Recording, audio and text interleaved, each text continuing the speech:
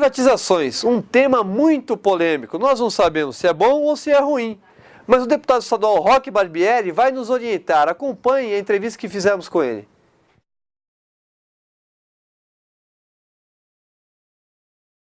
Olha, as que ocorreram no estado de São Paulo e das que eu participei e votei a favor das privatizações aqui no estado de São Paulo, tem noites que eu não durmo.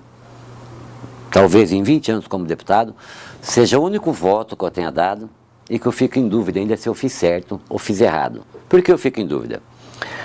Ao privatizar, nós perdemos o caráter social das empresas nossas.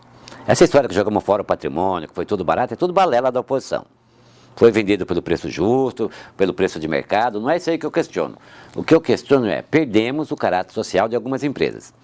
Eu acho que nesse ponto eu fiz errado. Por outro lado, eu começo a analisar. Quando privatizamos a Eletropaulo aqui em São Paulo, ela tinha 25 mil funcionários, mantida pelo governo, mal gerenciada pelo governo. Via de regra, a iniciativa privada é mais competente para administrar uma empresa do que o governo. E você sabe a razão. O governo põe os amigos, põe os políticos, põe os parentes de políticos em cargos, muitas vezes, para os quais eles não estão preparados, e aí acaba afundando. Comecei a me ater ao caso da Eletropaulo. Quando nós privatizamos a Eletropaulo, eu votei a favor. Tem essas dúvidas que eu estou confessando a você. Tinha 25 mil funcionários. E a conta de luz vinha em casa todo dia e tinha que pagar. Ninguém tinha luz de graça. Hoje, a Eletropaulo, e ela dava prejuízo. Hoje, a Eletropaulo dá um lucro enorme nas mãos da iniciativa privada e tem apenas 5 mil funcionários. E a conta de luz veio do mesmo jeito para mim pagar e para você também. Então, tem algumas áreas que eu acho que é imprescindível permanecer na mão do Estado. Saúde, educação, segurança,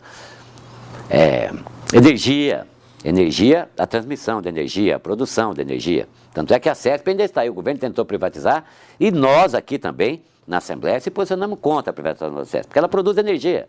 Na mão no particular, amanhã isso pode ir a um preço absurdo. Agora, tem certas coisas que não tem razão de ser. O Banco do Brasil, por exemplo, não deve ser privatizado nunca. A Caixa poderia ser, a Caixa era um banquinho.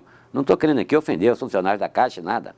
A Caixa era um banquinho de fomento em São Paulo, que o Banco do Brasil engolia a Caixa todo dia. Tanto é que engoliu todo dia que acabou por engolir-la inteira, porque foi quem comprou a Caixa do Estado.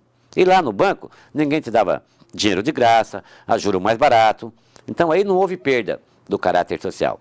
A minha dúvida, que permanece aqui na minha cabeça, é: os aeroportos em São Paulo, por exemplo, devem ficar na mão do governo? Você está vendo o que acontece aí, filas enormes, desastres aéreos inexplicáveis, voos atrasando 2 ou 3 dias, não é 2 ou 3 horas. Isso na mão da iniciativa privada seria gerido com muito mais competência. Sou a favor desse tipo de privatização. Acho que o governo tem que se enxugar, manter nas suas mãos o que é essencial para a população e deixar que a iniciativa privada cuide do resto. Mas mesmo assim, eu confesso a você, ainda permanece dentro de mim algumas dúvidas sobre a privatização, principalmente da Comgás, da CPFL. Eu tenho aqui dentro de mim essa dúvida que eu não sei quando vai sumir da minha consciência a hora que eu vou dormir, se fiz certo ou errado em votar a privatização. Porque a CPFL no Estado, principalmente no interior do Estado, a Companhia Paulista de Força e Luz, prestava um grande serviço social. Hoje não. Hoje ela está numa iniciativa privada, só fatura, tem um lucro muito alto. Embora eu volte a dizer a você, aí vem a dúvida, a conta tem que ser paga do mesmo jeito, na mão do Estado ou na mão da iniciativa privada, é você que paga. Então, isso é um assunto muito complexo. Para definir a minha posição, saúde, educação, fatores estratégicos. Eu não aceito, por exemplo, greve na saúde. Eu não aceito. A greve é o último estágio da negociação, e não o primeiro. Na hora que um integrante da área da saúde entra em greve, o teu pai fica doente em casa, e aí? Como é que faz? Tem que ser gente vocacionada. A polícia fazer greve? Eu acho um erro. Não pode. Não pode fazer greve. Tem que ser polícia quem tem vocação para a polícia. Porque quando vê o edital do concurso, ele já sabe o salário. No outro dia ele põe a farda. Ele vai fazer greve ou vai trabalhar mal porque ganha pouco? Então são fatores essenciais para a vida da sociedade que não deveriam, por lei, ser permitido a greve. Aí sim, nós teríamos nessas áreas só profissionais realmente vocacionados para ser policial, para ser médico, para ser enfermeiro, porque a população depende disso. Hoje tem alguns lugares aí que marcam hora para atender na saúde, como se fosse possível marcar hora para a doença vir. Falam que é só urgência e emergência. Até hoje ninguém me definiu o que é urgência e emergência. Já perguntei para mais de 200 médicos.